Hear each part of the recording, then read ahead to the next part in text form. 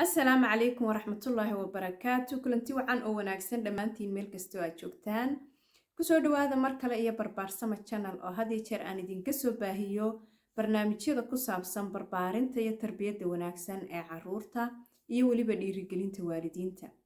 haddii aad nagu cusub tahay waxaan ku leenahay kusoo dhawow bahda barbaarsama channel subscribe saar si aad uga mid noqoto bahdayada haddii aad hore noola joogtayna waad ku mahadsantay doorashada aad dooratay in aad kasoo mid noqoto bahda barbaarsama channel isla markaana aad jeceshahay in aad qaabka barbaarinta iyo tarbiyadda ee carruurtaada wax ka beddesho halkana aad wax ka kororsato subscribe saara sii share gareeya like tanaha hilmaamina insha allah markan iyo mawduuceenu waxa uu noqonayaa waxyaabaha qaar oo ma garanaysaa iskuullada ka dhaca isla markaana carruurta lagu bahdilo ama mobbing af ingiriisi waxa loo yaqaaniyo af German labadaba Soomaali waxaan malaynayaa inay noqonayso bahdilaad soo sheega bal insha Allah waxaanu ka hadlaynaa mawduucaas kaasoo aan idinkula wadaagay barta TikTok-ga isla markaana waalidiin aad u tiro badan ay soo codsadeen in barnaamijkan isaga oo faahfaahsan laga soo hadlo ama aan soo geliyo markana waxaan diyaarinaa insha Allah in aynu intii ilaahay inooga qadaro aynu faahfaahino mawduucan markii igu dhalanayay in aan su'aashaas weydiiyo waalidiinta ama aan geliyo TikTok waxay ahayd maalmahan waxa jira dagaalada Ukraine iyo Ruushka u dhaxeeya kadibna wadankan anigu aan ku noolahay ee Jarmalka waxa laga ururinayay ardayda lacag sidaasoo ay tahay arday walba wuxuu keenayay wixii uu awoodi karo 1 sentina ha ahaatee 1 euro 2 euro iyo wuxuu awoodi karo sidaa darteed waxa jiray anigu iskuulka aan joogo aan ku arkay carruur yaryar oo waalidkood ama aanu ku baraarugsanayn amaba uu iska dhayalsaday ama uu isjiri maxaa kaa galay de Ukraine iyo meelahaas aad lacag ugu ururinaysaa isla markaana aanu carruurtiisii u soo dhiibin 1 euro iyo lacagtii yareed ee la iska ururinayay sidaa darteedna carruurtii ay iskuulka dhexdiisii ku dareemayeen niyad jab aad iyo aad u badan taasoo markii dambe macallimada galaaska dhigta ay iyadu ka bixisay lacagtii carruurtaasi ay bixin lahaayeen carruurta lacagtaas beddelkeeda waxa ay helayeen waraaqo yaryar oo ay ku qoran yihiin sawirro farshaxan ah oo qurux badan oo shimbiro cadcad ah taasoo laga wada nabad ilmaha aan lacagtaasi loo soo dhiibinna muu helahayn sawirkaasi ama waraaqahaas ilmaha loo soo dhiibay tusaale ahaan waxoogaa ayeydii oo kale usoo dhiibtay aabihii usoo dhiibay hal hooyadii usoo dhiibtay wuxuu helayay 4 qof ee usoo dhiibay beddelkooda 4 xabo oo shimbiro ah oo si qurux badan loo farshaxameeyay sidaa darteed carruurtii yaryarayd ma ay helin waraaqahaas iyaga oo aad inay ka xun yihiin ay ka muuqatana macallimiintii qaarkood ayaa ka naxay isla markaa halkii anigu aan ku sugnaa macallimadii galaaska waxayna tidhi carruurta aniga ka bixinaya qof walba laakiin waxay u ogolaatay inuu 1 xabo oo kaliya qaato maadaama uu bilaan lacag ahaa halkii carruurta kale 2 iyo 3 ka qaadanayeen qaarna 5 xabo qaadanayeenba arrinkaa markii aan arkay iyo arrimo yaryaroo iskuulka ka dhaca inta badan carruurtana niyad jab ku keena ama carruuraha kale kaga maadsadaan waxay ku dhalatay in aan mawduucan ka hadlo markii wadankii aynu joognay khaasatan aniga waqtigaygii baan ka hadlayaa iskuulka marka la dhiganayo way jireen waxyaabo badan oo la isku bahdili karo hase ahaatee halkan qurbaha carruurta ku nool iyo sida loo dhaqmayo marka la eego waxaan odhan karaa way kasii niyad jab badan tahay ama waxyaabahaas way kasii badan yihiin kuwaasoo ah waxyaabo inagu aynaan ku dhaadanayn ama aynaan dhaadanayn amaba aynu u arkayno wax yaroo basiid ah carruurta hadda aan anigu qisadooda idinla wadaagayaa ma aha carruur Soomaaliyeed hase ahaatee may ahayn wadankana oo may dhalanin carruur ajaanib ay ahaayeen sidaa darteed waxaan u arkay in uu waalidkaasi ama aanu waxyaabahaasoo kale ku baraarugsanayn oo nolosheen innaga oo kale iskaga soo koray ama uuba is yidhi maxaa kaa galay waddankaas oo kale laakiin aanu ka fikirin ilmihiisa waxaa kasoo gaari kara waalid keliya muhayna waalidiin dhowr ah marka kolley galaas walbana marka laga taga halkii anigu aan ku sugnaa galaas walbana waxaa laga helayay qaar badan oo saasoo kale ku dhacday sidaa darteed waxaan doonayaa inaan halkan idinkula wadaago waxyaabo badan oo innaga inoola muuqda ka waalidiin ahaan ama dad waaweyn ahaan waxyaabo aada u fudud hase ahaatee ilmahaaga ku keeni karaa niyad jab isla markaana ka dhigi kara inay carruurta yaryareed kaga maadsadaan oo kale tusaale ahaan markuu qof 5 xabadood qaatay anigu 5 baan helay adigu waxba maad helin kadibna ilmihii yara wejigiisii iyo jawigiisii gebigiisiiba si kale u ekaanaya taas haddaynu tusaalahaas halkaa kaga nimaadno maxay yihiin waxyaabaha kale ee loo baahan yahay inuu waalidku ku baraarugo ee uu ilmihiisa ka ilaaliyo tan ugu horeysa waxaan soo qaadanayaa in aad ilmahaaga mar walba geyso xilli dambe ama uu noqdo ardayga galaaska ugu dambeeya oo habsinkiisu badan yahay taasi waxa ay keenaysaa waalid ahaan in lagu fiirsado iyo weliba inay ilmahaagiina ku noqoto calaamad isaga u gaara oo lagu ardayda kale ku tilmaamaan kii mar walba xilli dambe imanayay waxyaabahan anigu aan idila wadaagaya waa waxyaabo aan practic oo arkay ma aha waxyaabo malaawaal ah ama aan meel kasoo xigtay way ka duwan tahay barnaamijyadii aan inoo soo diyaarinayay ee aan waxyaabaha qaar meel kasoo xiganayay tan waa wax anigu aan idila wadaagayo ta kale saa markayta waa in waalidku ku dadaalo inuu ilmihiisa geeyo xilli hore xilliga ardaydu tegayaan ilmihiisa inuu galaaska geeyo oonu xilli habsan ah geeyo tan kale waxay tahay haddii maalin walba ilmahaaga cunto isku mid ah aada ugu rido bahasha yar ee caagadaha yaryar si lay wada fahmo kole buqudoosa anagu naqaana laakiin caagadaha yaryar ee lagu rito cuntada haddii aad maalin walba cunto isku nooca ugu rido oo roodhida aad ku ridayso iyo waxyaabaha aad ugu ridayso aanad kala bedbedelin taasna waxay ku keenaysaa inuu ilmihii ku noqdo cuntada mid caan ah oo tusaale ahaan magac loogu bixiyo waxaan arkay anigu inan yar indhahayga ku arkay oo bahal yaroo roodhida la dhex geliyo oo salaami la yidhaahdo anigu afka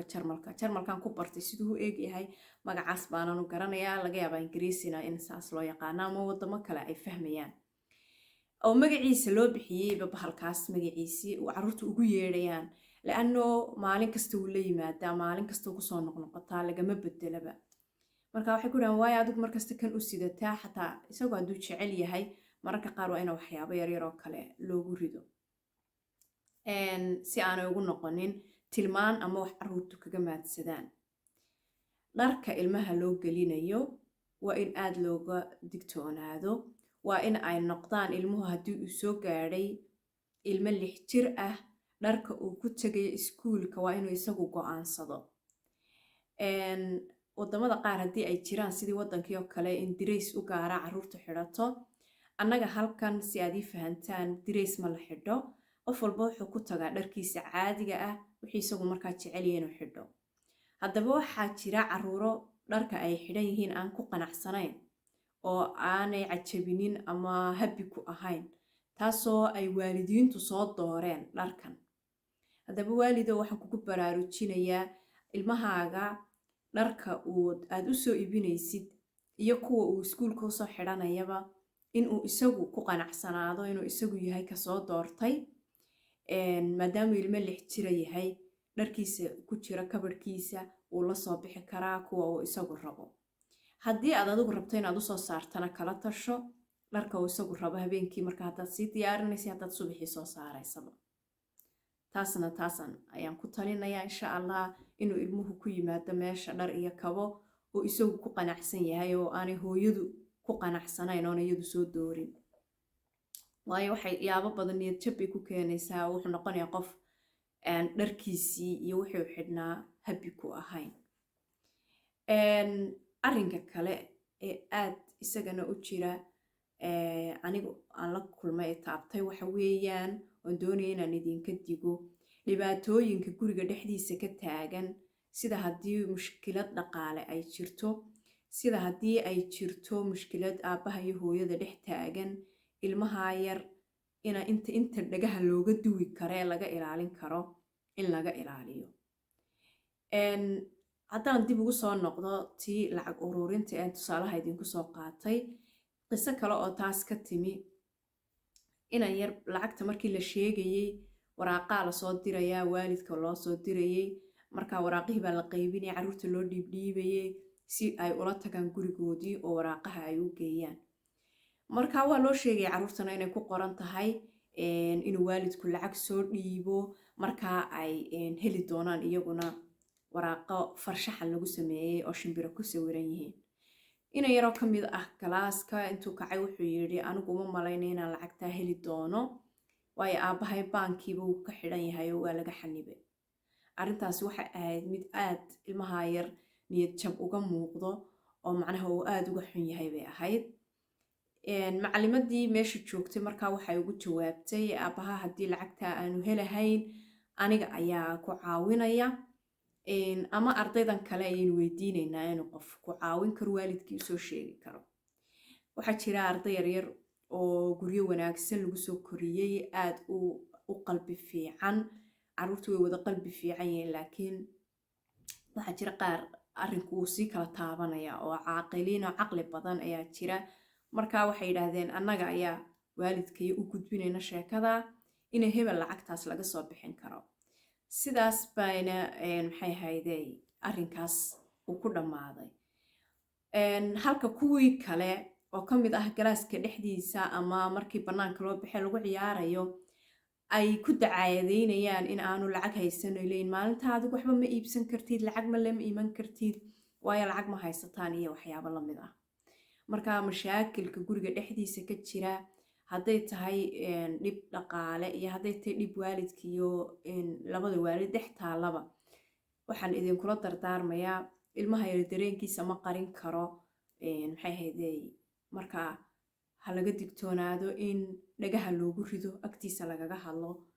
warwarka waalidka haysta isna wuu la qayb qaadanaya, warwarkaasi wuu saameynaya isagoon waxba ka tarahayn. marka inta ugu badan waxa fiican carruurta inaan warwarka badan la tusin, si noloshooda inta yar yihiin ay ugu noolaadaan. adigaa mas-uul ah, waalidka kolle waad warwaraysaa, saad u fulinaysana waad fulin doontaa, laakiin iyagana ha u sii gudbinina arrimaha noocaas oo kale ah. waxa muhiim ah oo kale ilmahaaga in aad ka dhigto ilmo isku kalsoon. tusaale ahaan in ilmahaaga aanu noqonin mid 6 jirka aad cuntada ku siiso ama aad afka u geliso ama aad ku khasabto, in uu yaqaano maalintuu 6 jir yahay sida farageetada cuntada loogu cuno, sida malqacada loogu cuno